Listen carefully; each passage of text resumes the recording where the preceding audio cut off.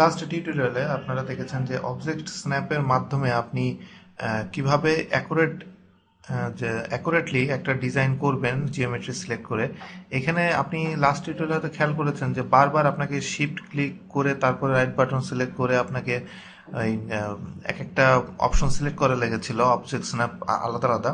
তো এখানে দেখাবো কিভাবে অটোমেটিকলি এগুলো আপনি সিলেক্ট করে দিবেন, আপনাকে বারবার করতে হবে না, অনেক কুইক ওয়েতে। সেটা হলো আপনি নিচে এই যে স্ট্যাটাস বারের এখানে আপনি দেখেন এখানে একটা আইকন দেখতে পাচ্ছেন।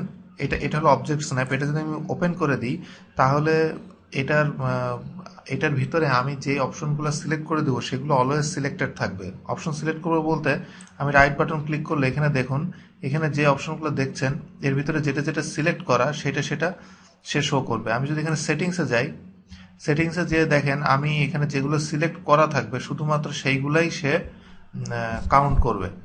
তো এখানে ব্যাপারটা হলো যে আপনি যখন কাজ করবেন, এটা আমি ইন্টারসেকশনটা সিলেক্ট করে দিলাম, দিয়ে আমি এখানে ওকে দিলাম।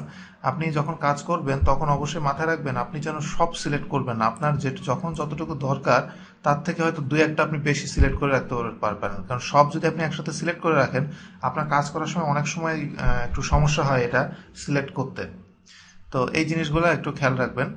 তো এখানে আমি এগুলো সবই সিলেক্ট করেছি। সিলেক্ট করার পরে এখন দেখেন আমি লাইন টুল সিলেক্ট করলাম। করার পরে দেখুন অটোমেটিকলি সে কোয়াড্রেট পজিশন এবং সেন্টার সে অটোমেটিকলি সিলেক্ট করছে।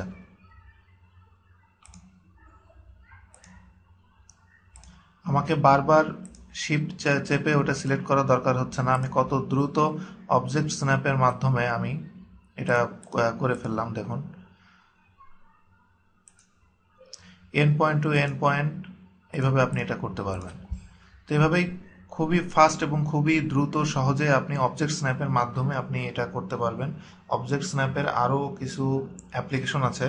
নেক্সট আমি যখন আরও প্র্যাকটিক্যাল এক্সাম্পল দেখাবো আরও সামনে, তখন আরও বুঝতে পারবেন যে অবজেক্ট স্ন্যাপের মাধ্যমে আরও কত ভালো কাজ করা যায়।